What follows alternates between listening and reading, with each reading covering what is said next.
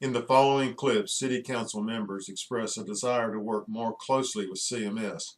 Those comments are the results of wanting to do a better job considering the pressure new residential developments put on schools.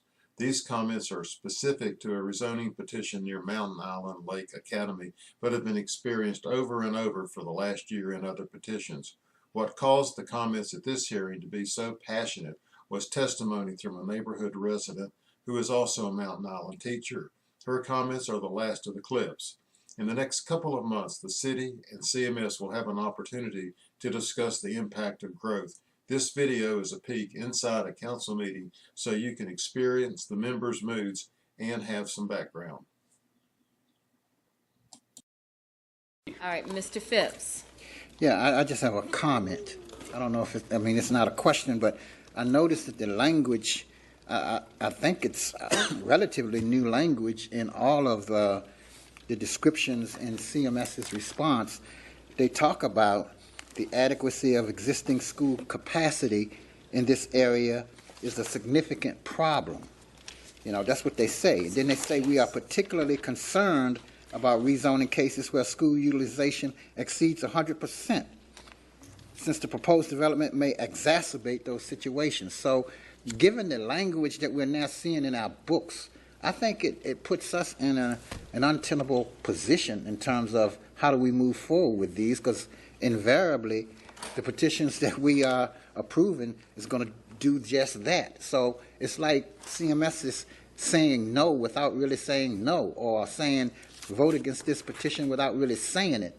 So I think it has ramifications for us on a go-forward basis on how we respond to that kind of language on a go-forward basis, because all the schools almost are overcrowded. So what kind of alternative do we have at this point? I think you've hit on a great point. By right zoning would still mean an increase, and this is a petition that would mean an increase. And if you look at it, it says where it exceeds 100%. I don't know of a school in this county that's under 100% right now. Right. So they're all exceed. So I think that we really need to work with them on the statement, because it does put us in a very difficult position when, if they would say of our whatever X number of schools, how many of them are over 100, I would expect all. They're all. And so to say that is that, well, yes, and then what they say here is it takes it from 171 to 175, and the difference is 3 students. So I just, someone could come in tomorrow and have a petition to apply for a permit to build there, and it would be 3 students based upon what they're saying as a difference. And I, like anyone in this town, I'm really concerned about our educational system, but these remarks don't help us very much in decision making. It's unfortunate, but it doesn't help. And as passionate as we can be about it, the school system is grossly overcrowded for the buildings that we have. And then I guess the second question, staff, maybe as a takeaway, we've talked every single zoning meeting we've been at about the importance of the connection between CMS and the schools, and now we've heard firsthand from a teacher what 200% looks like on a day-to-day basis, which is just, if that doesn't give you a little bit of goosebumps as it relates to what needs to happen, nothing will. So maybe this is something we can go a little deeper in our connection with the school board and CMS, and with our maybe even, I don't know if it's county commission to some extent, from the funding of just understanding what 200% looks like after some of these decisions, or what can happen, because that has to weigh into our decision here. So I don't know what to say on that. Can you look into that? Mr. Bakari, this is Mr. Eggleston. And so as a comment, more than anything, I think the most compelling part of the neighbors' concerns is the school piece. And I know, Mayor Lyles, that you have advocated for kind of the breaking down of some of the silos that exist in this building, and I think we all have. I think this demonstrates, as well as anything we've dealt with yet, that urgency and the necessity that we break down the silos between the 3 elected bodies of government and find better ways to collaborate with our school board counterparts to anticipate how what we do impacts them and vice versa. So I would just I know we've talked about that a lot, and I think this demonstrates the need for it, and sooner than later. Thank you. Ms. Ashmira. Other question keeps coming back to Mr. Eggleston's point about schools.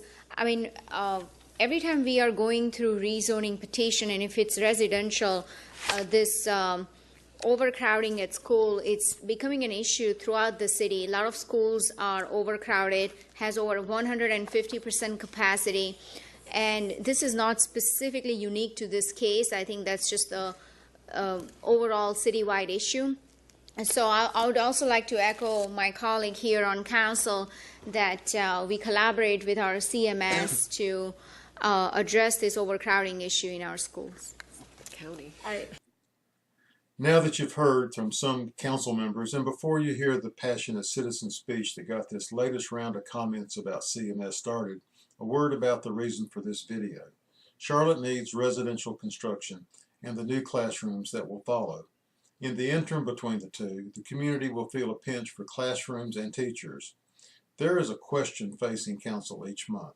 Is it putting too much of an interim burden on CMS? This is why the city, CMS, and possibly the county need to jointly address the impact of the stream of monthly rezoning petitions and ultimately the pre-K-12 educational impact of 150,000 more people arriving by 2027. Now, Mountain Island neighborhood resident and Mountain Island Lake Academy teacher, Jody McKay. All right, so my name is Jody McKay. I've been a resident of the Mountain Island area for about 20 years, but today, for purposes of this conversation, I'm talking to you as a CMS teacher. So I am a third grade teacher at Mountain Island Lake Academy, and we are the school that any development that would be residential that would go on this piece of proposed property, any people that would move there, their children would go to my school. And to hear the developers say that we were passionate at that meeting makes my heart sing, because there is nothing I like to hear better than that I am passionate when I talk about education, which is what I'm here to talk to you about today. So I want to start by just telling you that the school that I teach at, that any kids that would live on this proposed site would go to, is sitting at almost 200% capacity. And I know that most of you don't spend your day at an elementary school, so you have no idea what that really means to me and my students and the day that we spend together. So I want to share a little glimpse into that. So 200% capacity for us means that we have more students in trailers than we have in classroom building space. Our entire, and I'm not talking some, I'm saying our entire second, third, fourth, and fifth grade classes are all sitting in mobile units right now. And there is no proposal in CMS's short or long-term goals to get any relief in sight for us when it comes to our building. As Mr. Bloomquist already said, the recent bond referendum, we will be receiving some funding. That'll be to give us some extra gym space. Not one bit of classroom space is in any plans at this time. So what does that mean to my day? We're a late school. We start at 8:45. Kids finish breakfast at 8:45. I go to lunch at 10:20. We are a late school. My kids don't leave and get on the bus until 4 o'clock in the afternoon. We start lunches at 10:20. I have 21 minutes to get my class of 24 kids through the cafeteria. That's from the moment I walk in the door until the moment I take them out of the cafeteria with a clean table behind me. I have 21 minutes, and I start at 10:20 in the morning.